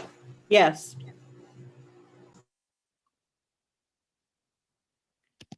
Mr. Bayer? Sorry, that concludes my items this evening. Thank you, Mr. Bayer. Everybody's a little tired. Sorry. Oh, now we're going to move on to our Assistant Superintendent for Student Support Services, Dr. Roman. Evening, Madam President, for your consideration this evening, there's one item under Student Support Services, 7.1 recommendations from CSE, CPSE. Thank you. I'd like to entertain a motion, please. So moved. Second. Questions or discussion on this item? Roll call, Mr. Clerk? Mr. Stridiron, Yes. Miss Burton, Yes. Dr. Henderson, Yes. Mr. Howard, Yes. Mr. Levinstein, Yes. Miss Maida, Yes. Miss Mineo, Yes. Miss Santiago. Yes. Those are my items, Madam President. Thank you very much. Thank you, Dr. Roman. We're going to move on to our Assistant Superintendent of Finance, Dr. Spindler. Thank you, Madam President. I have items 8.1 through 8.13 for your consideration. Would any member like to separate out any of these items? Okay. I'd like to entertain a motion, please. Second. Questions or discussion on these items? Roll call, Mr. Clerk. Miss Burton, Yes. Dr. Henderson, Yes. Mr. Howard, Yes. Mr. Levinstein, Yes. Miss Maida, Yes. Miss Mineo, Yes. Miss Santiago, Yes. Mr. Stridiron. Yes. That concludes my items for this evening. Thank you. Thank you, Dr. Spindler. We're going to move on to our Assistant Superintendent for Human Resources, Mr. McLemore. Thank you, Madam President. On the Human Resources agenda, I have items 9.1 through 9.9 for your consideration. Would any member like to separate out any of these items? Mr. Stridiron? 9.2. Thank you. Okay, anybody else? Okay, I'd like to entertain a motion on 9.1, not 9.2, and then the rest to 9.9. Anybody a motion? moved. Thank you. Can I have Second. a- Thank you. Questions or discussion on those items, please? Roll call on those items. Dr. Henderson, Yes. Mr. Howard, Yes. Mr. Levinstein, Yes. Miss Maida, Yes. Miss Mineo, Yes. Miss Santiago, Yes. Mr. Stridiron, Yes. Miss Burton. Yes. We're going to move on to item 9.2. I'd like to entertain a motion, please. So moved. Second. Questions or discussion? Mr. Stridiron, would you like to ask a question? Yes, I just actually just noticed two of the names on the list were also on the list for the professional COVID-19 absence. I'm not sure how that affects anything.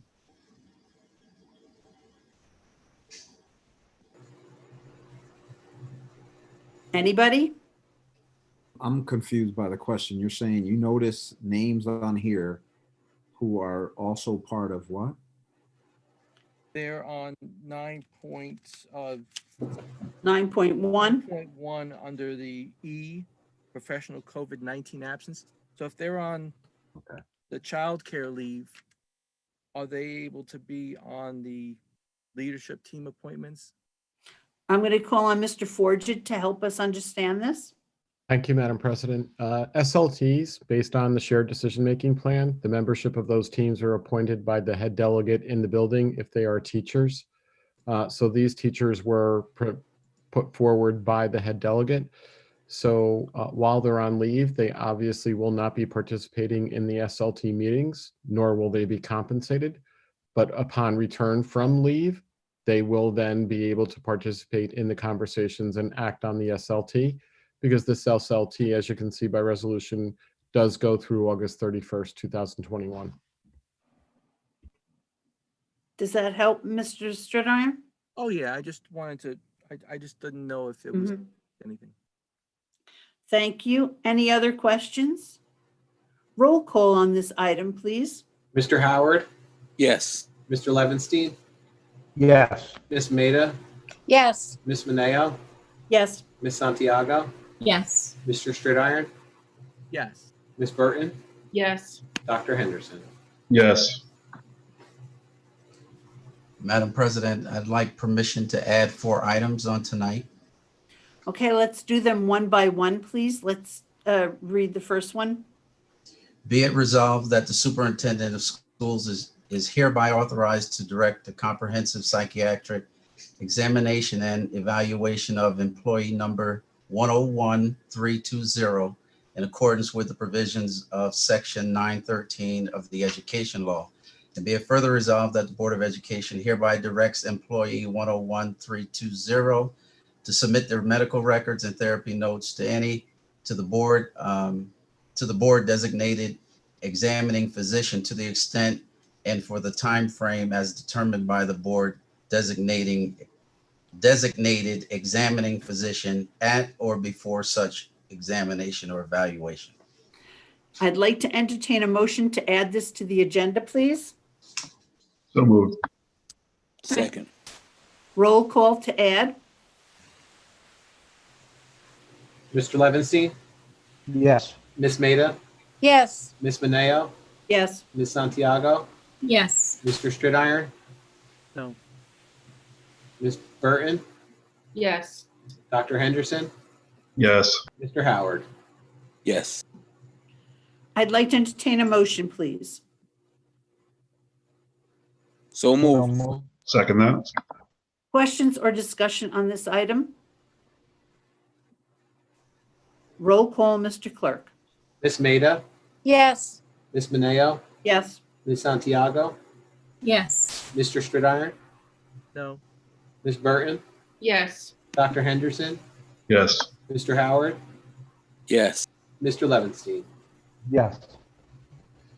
The next item, Madam President, be it resolved that the superintendent of schools is hereby authorized to direct a comprehensive psychiatric examination and evaluation of employee number 101-320-1 in accordance with the provisions of 913 of the Education Law. And be it further resolved that the Board of Education hereby directs employee 101-320-1 to submit their medical records and therapy notes, if any, to the board designating examining physician to the extent and for the time frame as determined by the board designated examining physician at or before such examination/evaluation. I'd like to entertain a motion to add this to the agenda. So moved. Second. Roll call to add, please. Miss Mineo, Yes. Miss Santiago, Yes. Mr. Stridiron, No. Miss Burton, Yes. Dr. Henderson, Yes. Mr. Howard, Yes. Mr. Levinstein, Yes. Miss Maida. Yes. I'd like to entertain a motion, please. So moved. Second. Questions or discussion on this item? Roll call, Mr. Clerk. Miss Santiago, Yes. Mr. Stridiron, No. Miss Burton, Yes. Dr. Henderson, Yes. Mr. Howard, Yes. Mr. Levinstein, Yes. Miss Maida, Yes. Miss Mineo. Yes. The next item, be it resolved that upon the recommendation of the superintendent of schools, the Board of Education of the Newburgh Enlarged City School District hereby approves the salary increase of 2% for the non-represented confidential managerial employees effective July 1st, 2020. Point I'd of order. like, yes, Was handled in a policy adjustment already. Yeah, So the we policy, We don't need that. we that's can skip correct. that one. Yep. Sorry, Madam President. Okay, Mr. McLemore. This is the last item. Thank you. Be it resolved that the Board of Education hereby approves salary increases for central office administrators in the amount of 2% effective July 1st, 2020 and through June 30th, 2021. And be it further resolved that the Board of Education hereby directs the school attorneys to prepare addendum agreements to the employment agreements with such salary increases for the following central office administrators. Edward Forget, Deputy Superintendent Michael McLemore, Assistant Superintendent for Human Resources, Sarah Felice, Executive Director for Human Resource, Christopher Bear, Assistant Superintendent for Curriculum and Instruction, Andrea Moriarty, Assistant Superintendent for Curriculum Instruction, and be it further resolved that the board president is authorized to execute addendum agreements for each of the above named central office administrators. I'd like to entertain a motion to add to the agenda. So moved. Second. Roll call to add. Oh, Lord. Whew. Mr. Stridiron,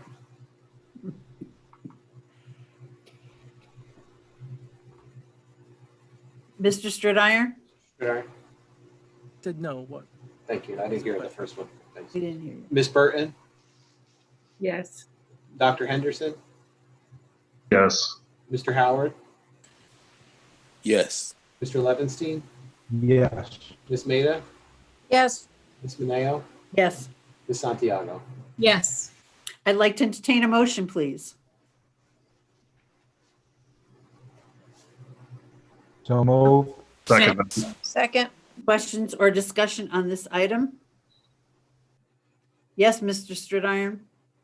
Could you just read the names again of the people that were getting the raises? I think I might have missed one. Sure. Edward Forget, Michael McLemore, Sarah Felice, Christopher Bear, Andrea Moriarty. Superintendent's not on that list? No, sir. No, mine is contractual, so it doesn't, so Okay, I'm included, but not in the resolution. Any other questions? Roll call, Mr. Clerk. Ms. Burton, Yes. Dr. Henderson, Yes. Mr. Howard, Yes. Mr. Levinstein, Yes. Ms. Maida, Yes. Ms. Mineo, Yes. Ms. Santiago, Yes. Mr. Stridiron. No. That concludes my items, Madam President. Thank you. Thank you, Mr. McLemore. We're going to move to our clerk of the board, Mr. McCoy. Thank you, Madam President. I have the approval of minutes from September 22nd, 2020. I'd like to entertain a motion, please. So moved. Second that. Questions or discussion? Roll call, Mr. Clerk. Dr. Henderson, Yes. Mr. Howard, Yes. Mr. Levinstein, Yes. Ms. Maida, Yes. Ms. Mineo, Yes. Ms. Santiago, Yes. Mr. Stridiron, Yes. Ms. Burton. Yes, indeed. That concludes my items, Madam President. Thank you, sir. We would have public comments here, but I discussed public comments before. We do need to go into executive session for one item. But before we do, I'd like to say a sincere thank you to all the teachers, the teacher assistants, the teacher aides, the administrators, central office. You guys have done a magnificent job, and I don't know how you're doing it. So thank you very much. Thank you to buildings and grounds and all of our food service people. I've seen lines. I've seen you guys doing above and beyond. So thank you from the bottom of my heart. And I'm sure I speak for every one of our board members on this. So thank you, thank you, thank you. So I'm going to do this. Be it resolved that the Board of Education hereby recesses into executive session for the following purpose: to obtain advice from legal counsel. I'd like to entertain a motion, please. So moved. Second. Second. Roll call. Mr. Howard, Yes. Mr. Levinstein, Yes. Ms. Maida, Yes. Ms. Mineo, Yes. Ms. Santiago, Yes. Mr. Stridiron, Yes. Ms. Burton, Yes. Dr. Henderson. Yes. So before we go, we're not going to be doing business after this executive session. So thank you to everybody for listening and participating and helping us through this time. And thank you. So we're going back to executive session.